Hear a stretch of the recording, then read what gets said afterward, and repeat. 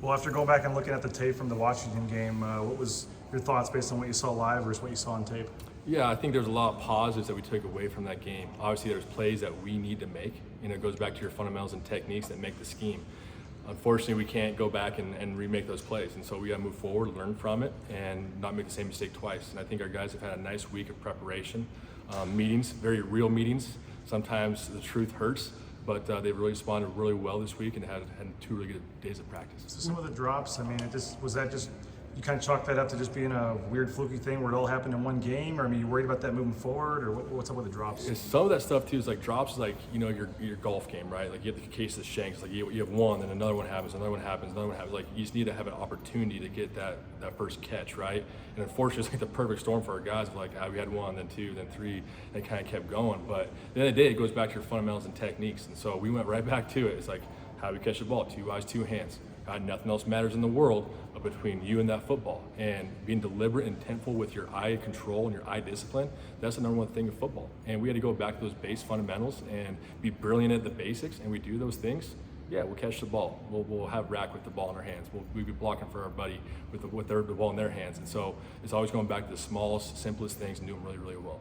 How have those guys just kind of responded to all that, and kind of, like you said, the drops and going back to the fundamentals? Awesome. I think those guys were just as hungry as anybody to get back in the film room on Sunday, really go through it with a fine-tooth comb of what can we do, how can we do it better. And they've done a really nice job Sunday, Monday, Tuesday, and today of going out there and playing with really good fundamentals. And we've been coaching them hard and not letting anything slip. And they know there's a standard, not just in that room, but within the entire offense in this football program. And they want to do it right. I mean, it's player-led around here. And so those guys are doing a really nice job of taking the charge of doing those fundamentals and techniques to our high standard. So what do you want to see on Saturday? What would be a good day, and what things would happen for it to be a good day? A win. Yeah. But I mean, as far as the receivers, everybody doing their 1-11th and win the game. And I think that's what those guys want. They're hungry to get back out there. And I think the best medicine for anybody after a loss is getting back on the field and doing your job and doing it to your best of your ability and getting a win. And those guys are hungry to get after. It's been 2 really competitive days of practice, and that's good. I think those guys are ready to go play on Saturday, and I know they're chomping at the bit to get Saturday here. When do you see your receivers taking a step forward this week? Yeah, I think the step forward is just creating those fundamentals and techniques to make the scheme. I mean, we got to do a better job coming off the football. We got to do a better job of catching the football. I got to do a better job of coaching those fundamentals and techniques and small details.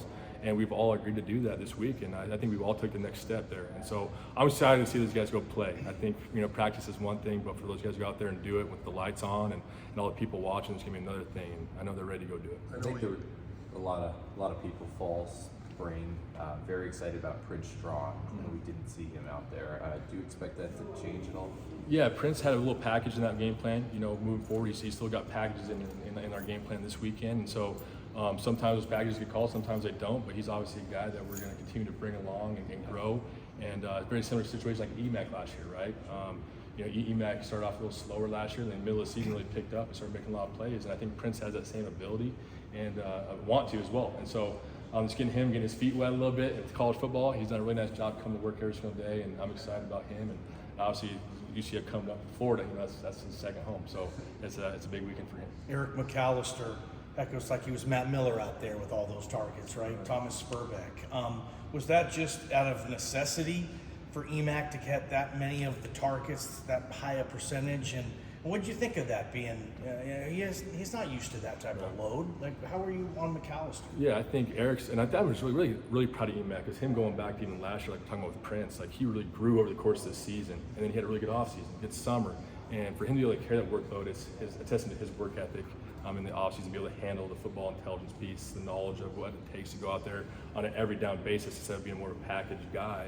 And the ball was somehow landing his way a lot on Saturday. And so hopefully we want to hit more of those targets instead of just having the target where it's a missed ball. And so that's just the next step for him, is that completion percentage. You look at him, I mean, you guys moving him around quite a bit. I think you have more snaps in the slot against UW than you did all of last season.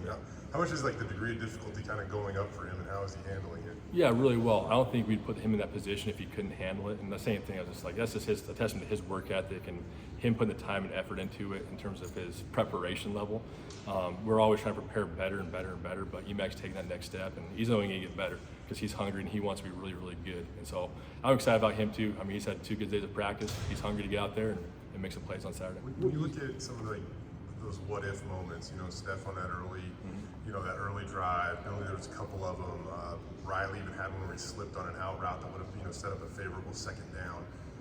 Do you go back and do you look at the what ifs at all and say, gosh, if we just do this, I mean, that game was drastically different. There could be some reason for optimism there, or yeah. No, definitely. I think that's where there's a lot of positives. It's like we watch that film. It's like we don't need to reinvent the wheel, fellas. Right? There's small little things that we get those things corrected and fixed. Right? There's no special potion. It's just doing the small things at a very extremely high level. And those guys saw that, and they're visual learners, right? So they see it on tape. They're like, yeah, I got you. Like my eyes were wrong here, my hands were wrong here, my feet were in the wrong place here. If I clean up those small details, yeah, maybe it does look different. But they also understand like you can't go back and redo it. And so they have that bad taste in their mouth, and that's why I think that hunger for this weekend is so high. They want to go out there and be their best this Saturday. What do you see in the defense and maybe the secondary in particular for UCF?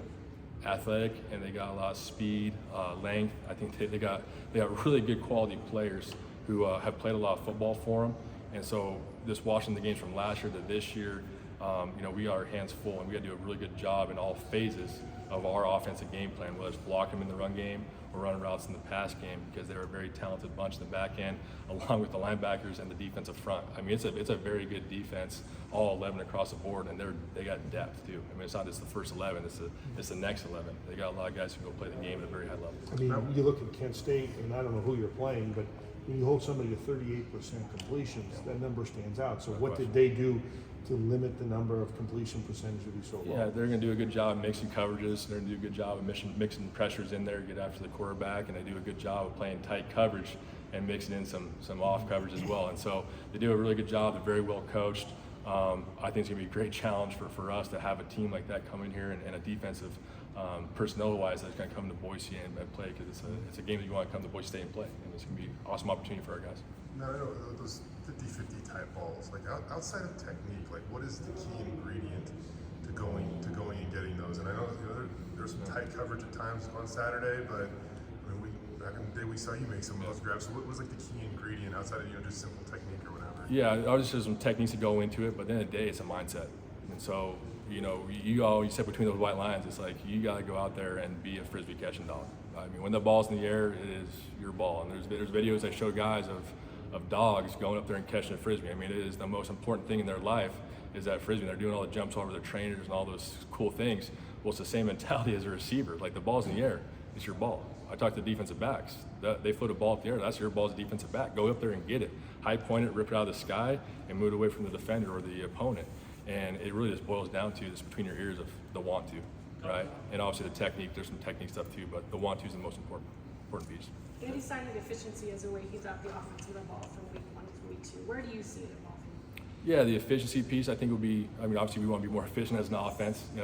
At times on Saturday I thought we were efficient. Then we'd have those 3 and outs, kind of a little lull, and so we got to be able to eliminate those lulls and be more efficient and sustain that efficiency over the course of the game. And that takes a lot of mental endurance, not only from us as a staff, but our players being able to handle all that football knowledge. And like I said, they've done a really nice job Tuesday and Wednesday practice of being locked in the preparation, the meetings, the walkthroughs, and going out to practice and doing it. And so now it's just time to go execute it, right? And so the hay's not in the barn. We still got a few more days of prep, and our guys are excited to go attack those next couple of days and cut loose on Saturday.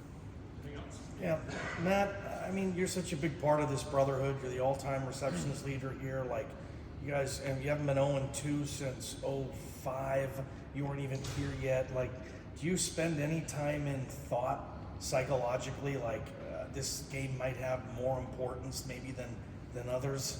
No, Don't go there. no, I don't. I mean, yeah, you guys know me for a few years. I'm very day to day, sometimes minute to minute, with how I operate and how I process, and that's the same. I want to portray to my guys and the guys around here in this brotherhood. I mean, it's the biggest game because we're playing in it, and that's just kind of mentality you got to have. Wednesday practice is the biggest practice because it's the practice we had today. One-on-ones, that was the most important period of the day because we were in one-on-ones, teams, 7-on-7, all that stuff. And so if you're here and you're present with your preparation, your mindset, you're going to see that growth over the course of the season. And I'm excited for our guys to take that step from week 1 to week 2 in terms of their growth, not only as players, but as people too. I mean, there's a lot of things that we learned from as people over the last week, and I think that's the most important thing that we lose sight of sometimes in this game is we're still growing as individuals, people off the field. Go ahead. Sorry. Were there any RPOs called on Saturday? Yeah, there's a few RPOs called. Okay. Thanks, Matt. Appreciate you guys.